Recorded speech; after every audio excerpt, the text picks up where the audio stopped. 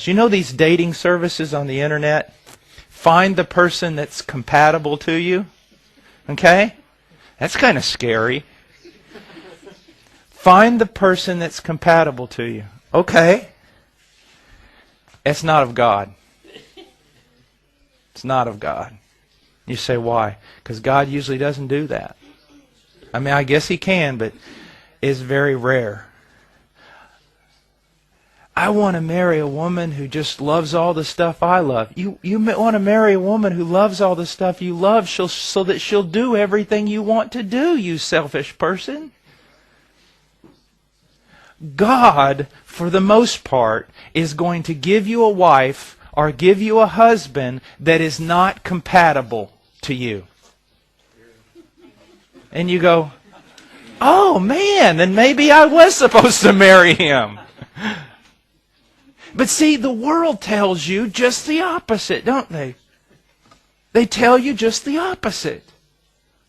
Why? Because everything the world's going to tell you is selfish and self-centered. They tell you just the opposite. Now, here's the way it's going to be. God will give you a mate who is strong in all the areas where they must be strong so that you are not tempted beyond what you can bear. But God is going to give you a husband, a wife, who does not meet your expectations in many of the areas where you most want him or her to meet your expectations. Why? Because he hates you? Why is he doing this? Well, first of all, many of your expectations are probably carnal and self-centered. But the most important reason is this. When you think about Jesus, what do you think about? Do you think about His wrath, His judgment? I don't.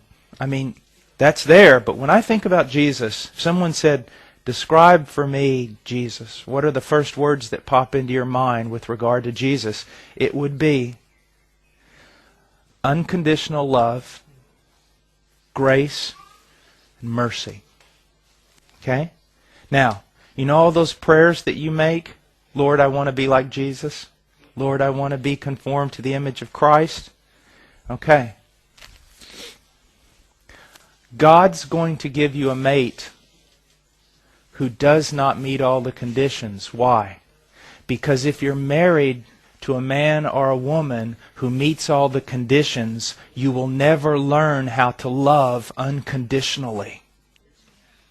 Do you see that? You see, in marriage, you've got to ask yourself one question, and it's the same question you've got to ask yourself in everything. Do you really want what God wants? And most people, and some of the times, I don't. See, God wants your conformity to the image of Christ. You want a storybook marriage. You want a Hollywood marriage. At least the one on screen, not in the one in real life. God wants you to become conformed to the image of Christ. So He will oftentimes give you a mate who does not meet all the conditions, and many times the most important conditions to you. So that you learn to love a person who doesn't meet the conditions. You learn to practice grace, favor unmerited poured out on this person. Do you see? Do you really want to be like Jesus? This is what marriage is about. And listen, and that's what makes it so wonderful, so real, and makes it so strong. See, most of the people in Denmark, they come together and they go, man, this person's not what I thought, and they're not compatible to me. We need to go out and find our soulmates. What they're saying is, this person didn't meet my self-centered, selfish desires. I'm going to go find somebody who can. Christianity enters into this relationship with this person. And when things are wonderful, and marriage can be wonderful, and there are times when it's wonderful, you say, wow, this is great. But in those times of conflict, you're not shaken. You're not thinking that you made the mistake of marrying the wrong person. None of that. You know that this is the purpose. These little conflicts, these things going on, so that you will learn not to conform your wife to your own image, but you will learn to love her. You will learn to love him.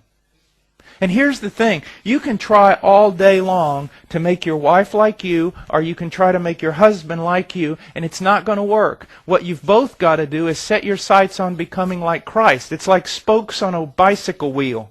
Those spokes never touch. But as this spoke is headed toward the axle, and this spoke is headed toward the axle, they both come together. As my wife and I are two very, very different people. Very different. But as she is headed toward Christ, conformity to Christ, and I'm headed toward conformity to Christ, we come together. And the differences in our lives have been used by God to show me how unlike Christ I truly am. I'll give you an example. This embarrasses me to tell you, but I'm going to tell you.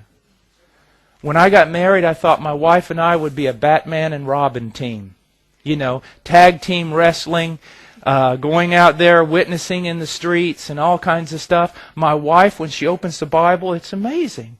I mean, the woman, you know, can just look at a passage and just start saying all kinds of wise things. She can write and all kinds of things. And I was just, but she wouldn't. And I would be like, look, you're just so gifted. You're wasting your life. Why don't you do this? Why don't you do that? And I'd get so frustrated. And one day she broke down crying in front of me. And she said, I just want to be your wife.